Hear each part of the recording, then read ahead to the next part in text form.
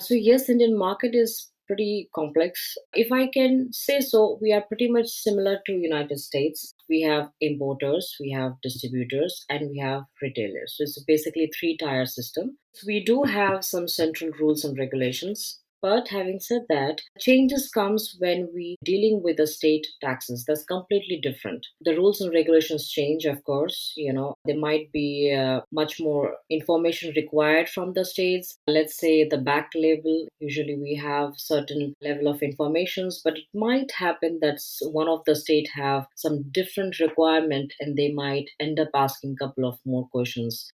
But tax definitely is one of the key point which changes.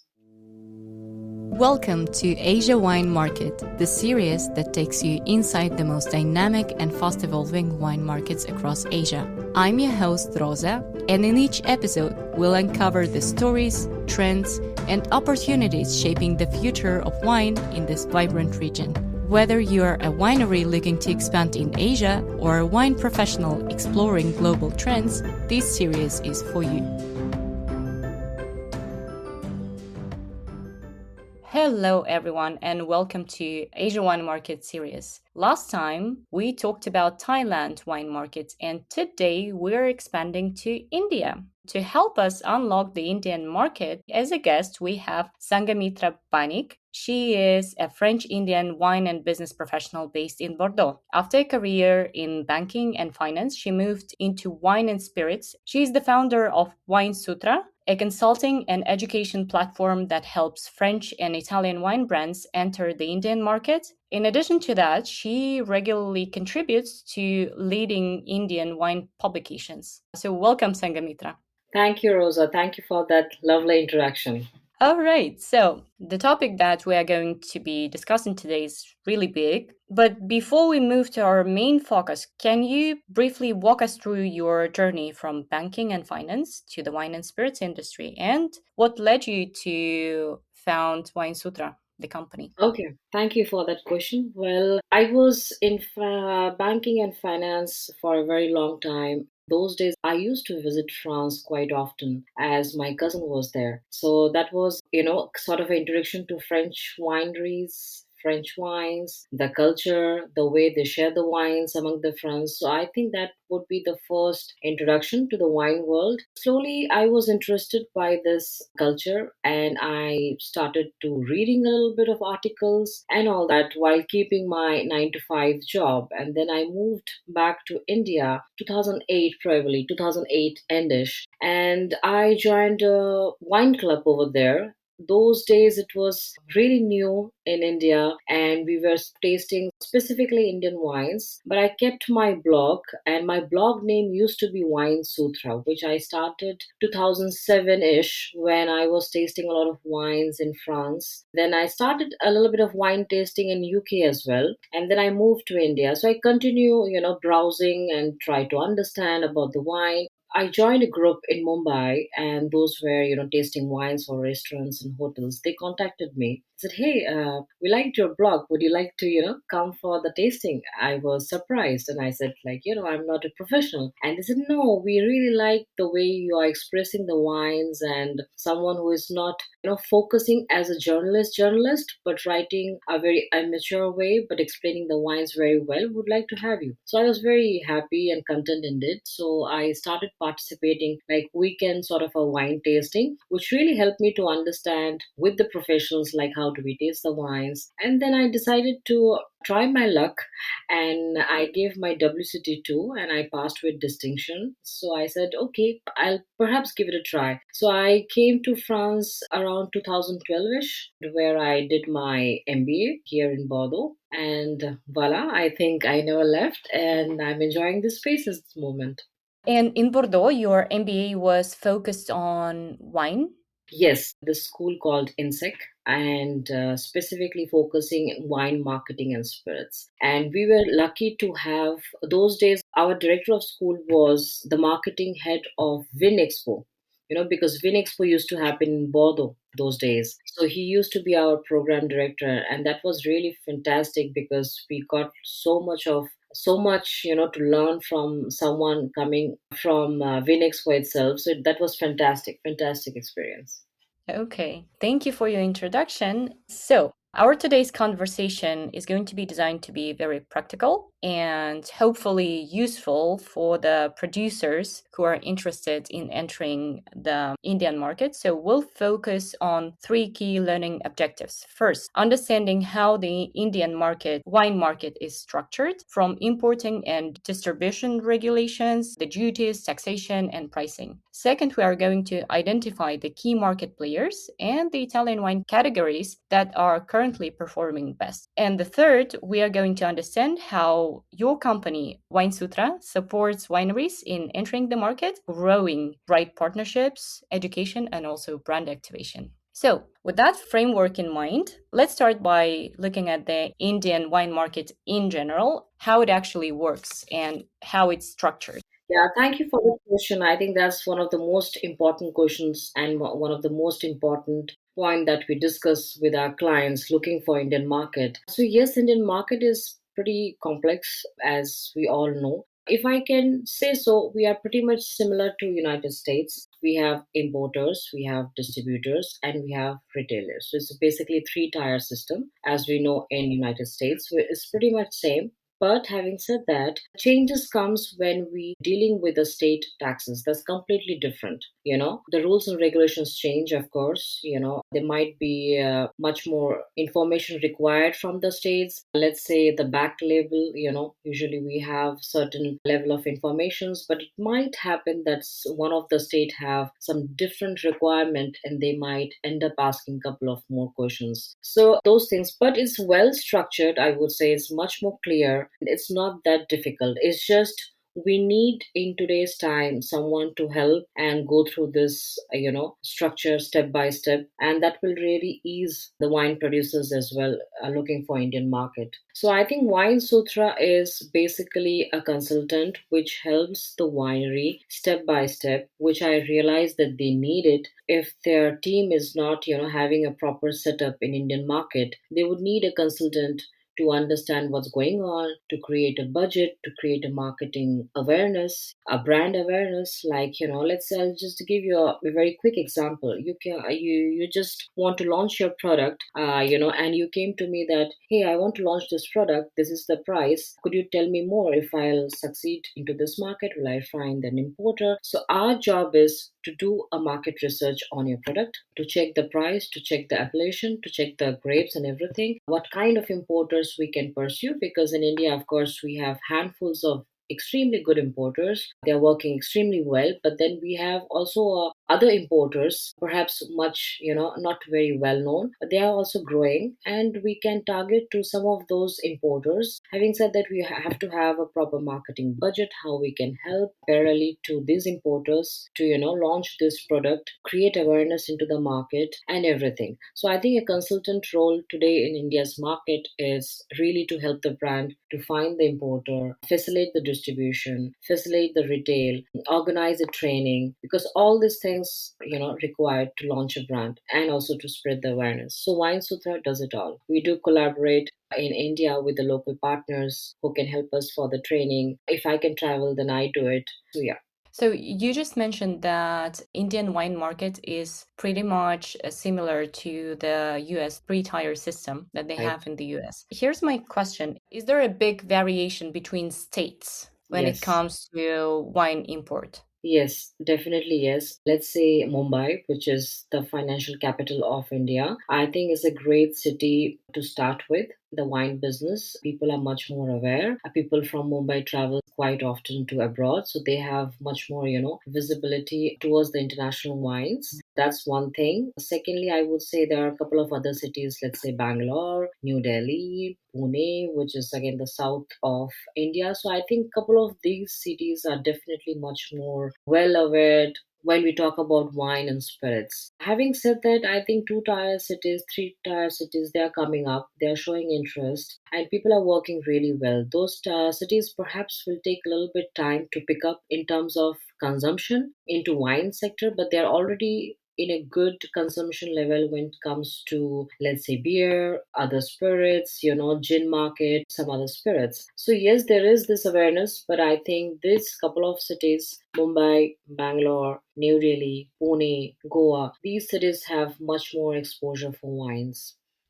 Okay, this is like about the awareness about wine, about this culture in general. But what about how these states are regulated? Actually, the regulations, they're centralized, right? So you have like a set of regulations that are applicable in every province, right? There are no exceptions. Okay, so that's a good question. Well, yes, we do have some central rules and regulations, as you have mentioned, but when we move state to state, they do have their also rules and regulations. So it does varies a little bit.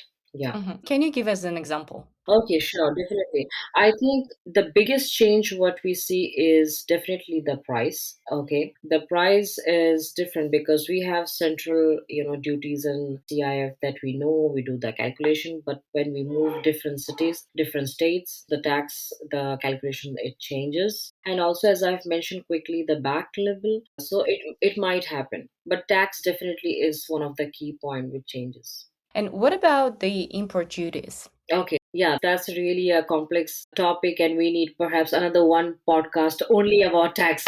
But just to give you a fair idea, it's still 150%, which is quite a big tax. But we all are hoping to have the trade should pass between Europe and India soon so that we facilitate the wine producers and the consumers enjoy some good wines. I think the future is bright because we have the trade with Australia, we did the trade with Norwegian country, we recently passed a trade with UK. So I'm hoping that we will have the trade very soon with European Union and we can enjoy some really good wines in India. So you said 150. Yes, yes. Okay, and does it apply to any alcoholic beverage, like from any country? Yes, definitely. Any country, no matter what. But as I've mentioned that we recently passed the trade with Australia. So definitely with Australia, the price is not same. It is much more comfortable level in terms of taxes. We did with Norwegian country and we did with UK as well. So definitely for these three pockets, it's no longer 150, but with the European Union, unfortunately, it's still 150. I hope this should, come down in recent year, probably next year, and we can really focus on good quality wines because I think today the consumer, they're traveling a lot. They have the facility, they have the visuals, even without traveling via social media. They know what sort of wines they would like to enjoy if they have certain earning. So I think they are also traveling, and when they're traveling, each and every one they're coming back home with a good bottles of wine according to their taste. It could be Spanish, it could be Italian, it could be French. So Italian wines holding a very strong position in India, if I can say so. It used to be the second, right after France, but I think Italian wines have crossed. Now Italian wines, when we say in India, perhaps is the number one in terms of imported wine section. And I can see there is a growing demand for Italian wines. This year I was in Pro Wine, as I've mentioned, with 11 different Italian brands. People, the consumer, whoever they visited, they all loved it. They appreciated, you know. Price may be the concern for some of them. Price may be like, okay, we definitely enjoy this Chianti, but okay, that this is the price. Can we work out, on this price, or could you bring some Chianti next year at this price range? So yes, definitely there is a demand all the time. All the time there is a demand for good Chianti, good Prosecco. The wines which are working very very well in the Indian market, like good Pimot. They have a fantastic idea of Italian wines compared to French. This is what I have personally felt this year. Yeah. Okay, wonderful. I think this is a good segue to talk about some of the winning Italian wine categories. So you already mentioned Chianti, you already mentioned Prosecco. What are some other regions and styles that are currently performing well? And what are some factors that are driving the demand in these wines or the success of these wines? Like, for example, the price, taste profile, or maybe food pairing, or the brand recognition. Maybe it's a Yeah. big name. Yes, yes, exactly. I think the brand recognition and I would say the taste. Because people they love Chianti in India is going doing extremely well. We also love wines from Prosecco region. It's doing extremely well. All the time there is a demand for good Prosecco. Barolo as well, I should not miss. I dare not to miss Barolo. The wines are extremely good and I think the Indian palate they love this sort of a wine, even to pair with their food, even to just with enjoy a good bottle of wine with their friends. So there's a growing demand for these brands, and it will continue as well. I would also say yes, the branding number one, the price, the taste. These three factors. Yeah, Okay. Okay, got it. And also about the taste, I think again, like India, it's such a diverse country when it comes to food, when it comes to food in different provinces. The same we can say about Italy and also the wines that Italy provides. It's a huge diversity from one country with another country that can be combined together pretty well. right, right. A perfect match. Yes, it is. And I think what I've noticed as well in India, because people are well traveled these days, what I've seen, and they know actually how to pair their wines, you know. To be very honest, like I live in Bordeaux, I will not bother myself to focus too much on pairing wines. If I'm enjoying a glass of, Margot or whatever, Poyac or Chianti Classico or Barolo or Prosecco, I'm just enjoying the wine. And of course, if I am inviting some guests and I'm doing a food pairing, I'll pay attention what I'm serving. But I'm just randomly saying that if I'm enjoying a bottle of wine, I'm literally enjoying. But having said that, I think in India is they pay real attention to the food pairing. The hotels, the restaurants, they prepare the cuisine which adapt the food. You know, when we know that we are going to taste this wine, so of course we'll have sort of a menu which pairs very well. And the wine list, the food pairing is very well curated when you go to the restaurants and the hotels who serve good wines with the food. Okay, got it. And you mentioned the winning categories, but what about some of the underrepresented categories that, in your opinion, might have a big success in Indian market? Okay, that's a good question and that's exciting one because last year I remember at a wine Paris I tasted a red wine that was a sparkling one. I was totally blown away by the taste on the palate and I was like, wow, this is something brilliant. It's exciting. Price wise super interesting. And of course, I'm talking about Lambrusco. So I was just thinking like why not? We have never tried this and people may shy away at the beginning, but I'm really curious to introduce and to bring this wine to Indian market just to see how people are reacting because it's fresh, it's red. People are driven towards red as a color into wine to be honest. So it could be a big hit.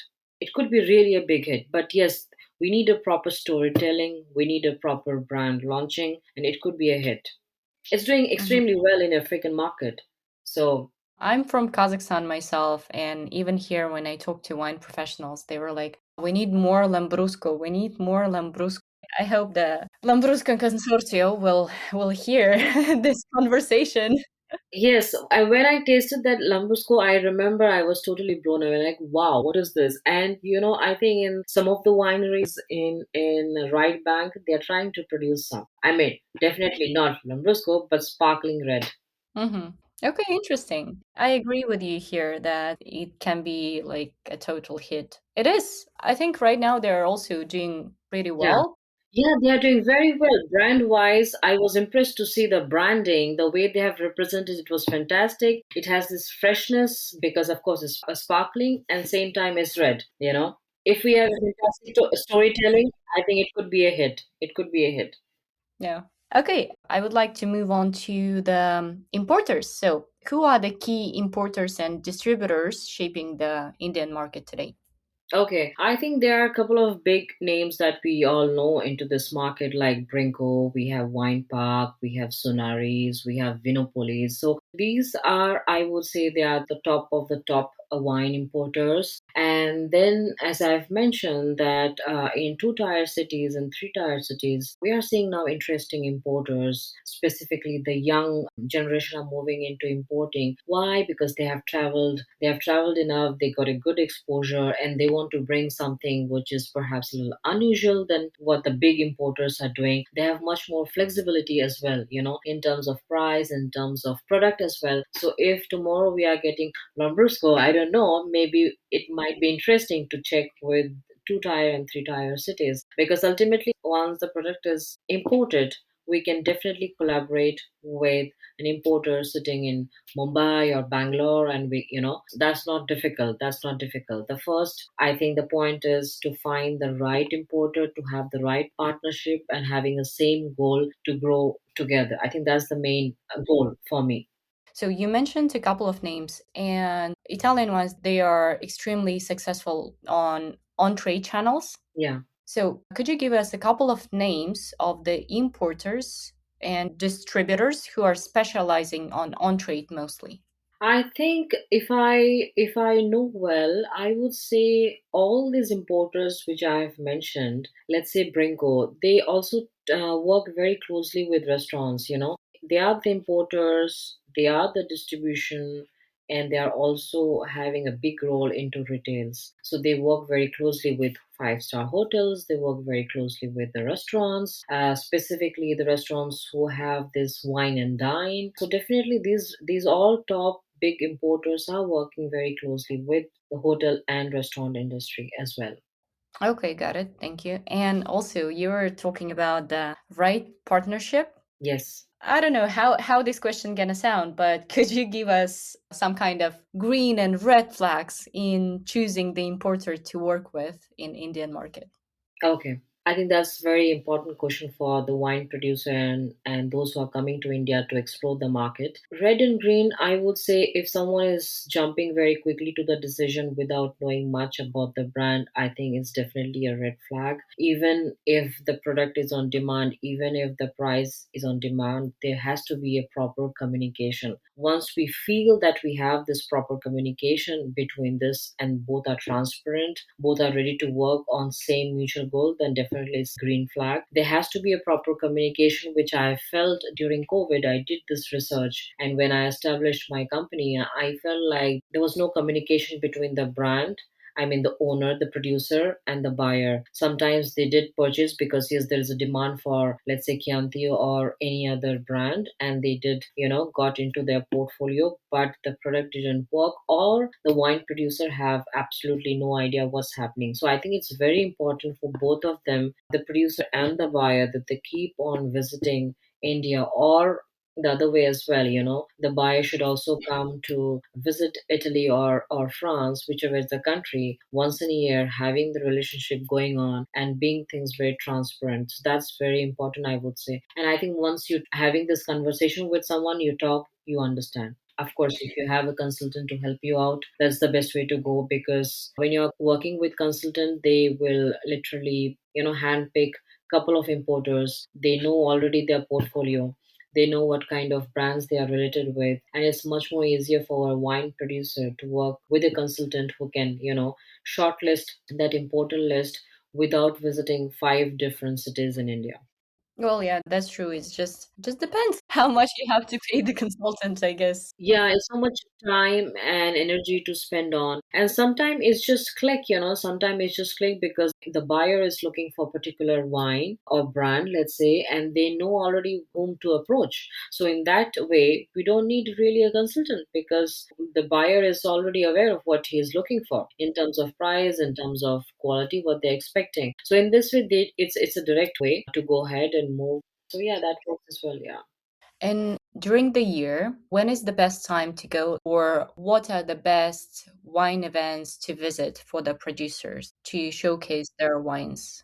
Okay, I think Provine would be the number one platform at this moment. They are going strong for last 5 years. I have been visiting Provine for last 3 years now. I started visiting them just as a visitor, just to understand what's going on. And I remember very well that I visited Winexpo and I visited Provine India both. And I understood quickly that Provine is definitely winning. There's extremely strong in terms of the buyers who are coming, the profiles which are coming to our stand. I think it's exciting time for Provine to participate and Provine really make it sure that the importers from, I mean, all main importers were present. We have chance to meet them. We have chance also to meet the sommeliers, who choose the wines for the hotel industry. So I would say that definitely Provine is the way to go.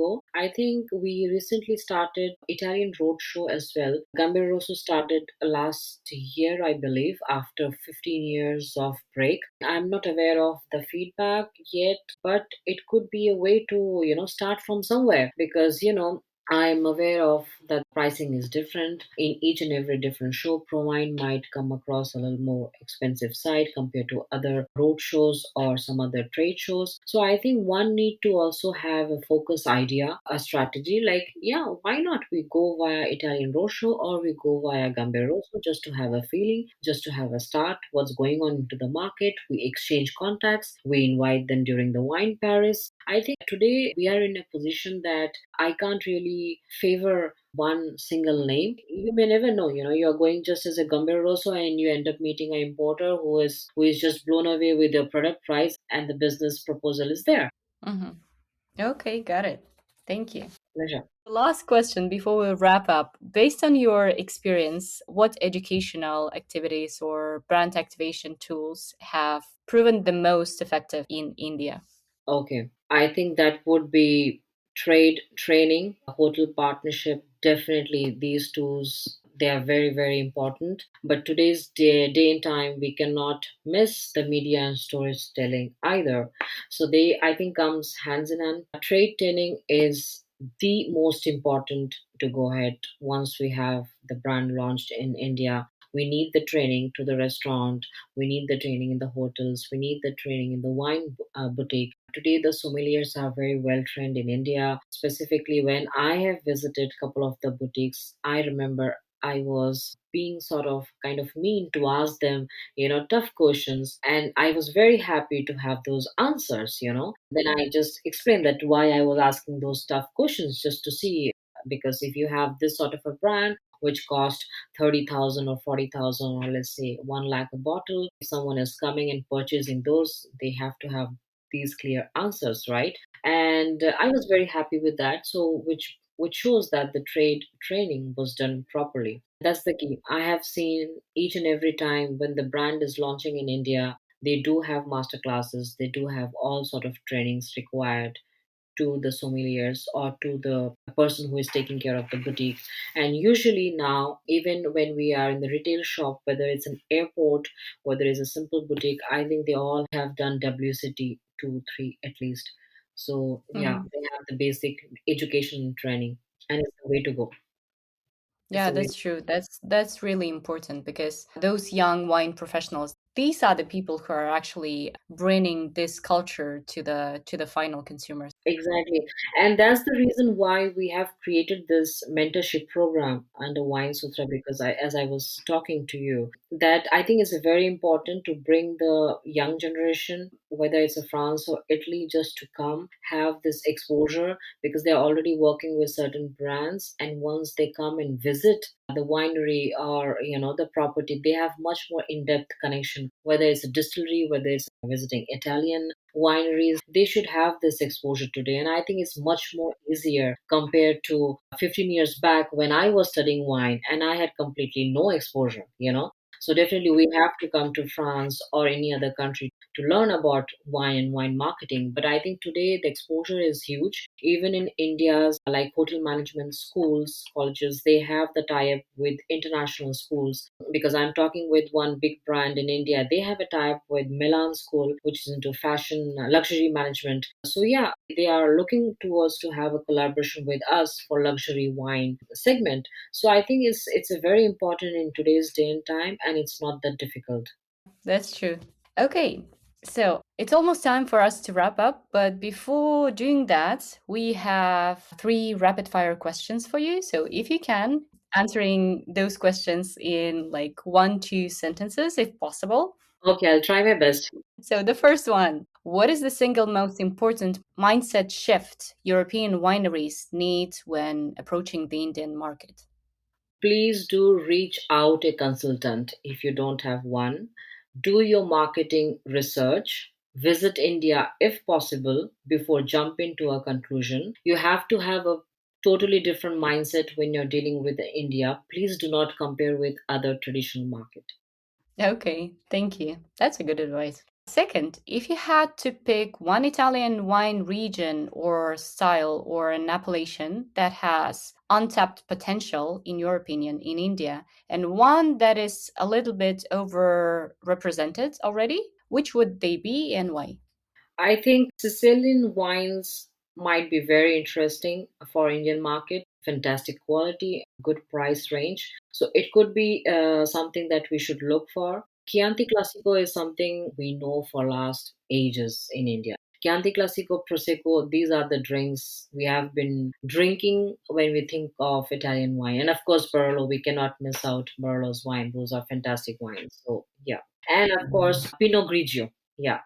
Okay, and the final question, a very, very practical one, not only for wine professionals or producers, but also for people who might considering going to India soon or not soon, traveling. So, what are some of your favorite wine spots in Mumbai? Wow, that will be a tough one for me. I think the table in Mumbai is doing excellent job. They have fantastic wine list with food pairing as well. And there are so many others. Oh goodness, I really need to check the names before I mention. But if I can just simply say that in Colaba, we have some excellent wine stores and restaurants. In Bandra, which is the south urban area of Mumbai, we have excellent wine stores where you can actually, before purchasing, you can taste the wines and you can purchase. We have fantastic restaurants as well, and so in Bandra, Colaba, these are the two most important places. I would also add Worli now because we are coming up with some exciting wine stores over there as well. So when we talk about wine stores, as I've mentioned, even the importers now they have their wine boutiques. So it's really exciting, if you want to buy a nice bottle of Barolo, you can walk into the boutique, which is taken care by the importer and their sommeliers. They can literally guide you through according to your budget and taste, Hmm. Okay, which we didn't had when I was in India. So yeah. the times are changing, thankfully. Yes. I just hope for the best. I just hope that we do get through this European trade and bring some fantastic Italian wines to India because I can't wait. This year was fantastic, like 11 brands and each and every brands that we did the tasting with because most of them were different. I made sure that I'm not repeating and each and every one has said like, wow, please do come back again. Like each and every one said, please do come back again. And I hope each year there will be more and more wine brands, wine labels represented Yes. during the trade shows, during master classes, and so on. Okay, thank you so much, Sanghamitra. It was a really nice conversation. And one last question. How can our listeners connect with you? What is the best way? Well, just reach out via email. That's the best way. Email or LinkedIn. That could be the best way. So my email address is winesutra.fr@gmail.com. You can reach out via email. I would say that's the best way. If you want to see what's happening with Wine Sutra, please go ahead LinkedIn or the Instagram account. LinkedIn probably is another best way to connect where you can exactly see the brand and everything that we are working with. Okay, thank you so much again. Thank you, Rosa. It was a pleasure talking to you. Likewise, thank you so much and have a nice day.